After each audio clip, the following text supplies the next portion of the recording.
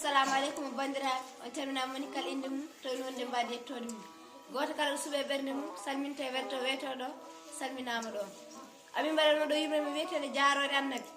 mo inni Allah innuma ahmadun nabiyuna mo yetti Allah yettuma mo noddi Allah nodduma mo yetti Allah yettuma Allah walla yettuma mi yetta Allah mi yettuma ha Allah walla mi yettuma mo Allah walli yettima nde ko hani mantuma neɗɗo kala ko mantuma mantatama foddema hay goto anda foddema so wona jomi takɗoma waliyaɓe kala no mantuma ɓe gasnatani moƴƴima ko jomi takɗo ɓurnuma hunde kala o tottuma jeyli waɗana anɓema aljanna nanna yiɓɓema darde jomi nodduma ɓuramu jamu mawnuma maccuɗo Allah ɗoftuma fodde makko hannuma an ɓurɗo ɓennuɗa jomi takɗo ɓurnuma ko toon jomi tottuma ɓurɗele moƴƴe gadduɗa tuma garɗa nden kabruɗa ɓurɗo fimde walluma nde kabruɗa ko mbaddeɗa hefereɓe jedduma daliluma ɓe lamdima ɓe lamdima ko laftuma nde ɓe ceedi daliluma bileje bonɓe mbinuma ko joni kay ɓe jedduma kono gonga kay ɓe jiiɗoma hunde kala no anduma jaati kala no yettuma kamɓe kay ɓe jedduma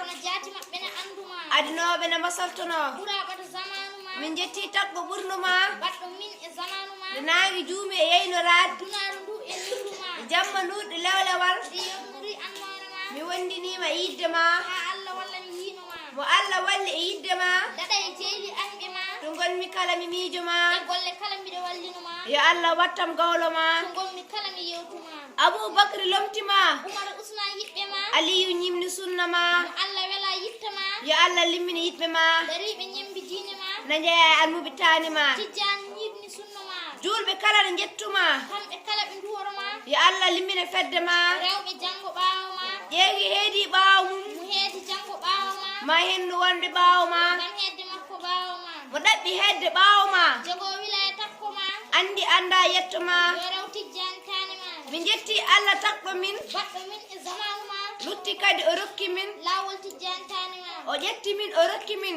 lawol tijjani tani ma waliyaɓe yiɗɓe diine ma ɓe nehɓe min ɓe kolli min laawol codol faade ma yo Allah rokkuɓe sembe ma wanje e maɓɓe gilli ma ɓeydo e maɓɓe gilli ma bijjahi sirru ma yo Allah yolmine maayo ma maayo gilli yiɗɓe ma min debbo toon e welede ma min gona huuɓe bange ma min ñaguima rabbana min kuwoyto ahmada amin ya rabbana salli alayhi dahima ɗum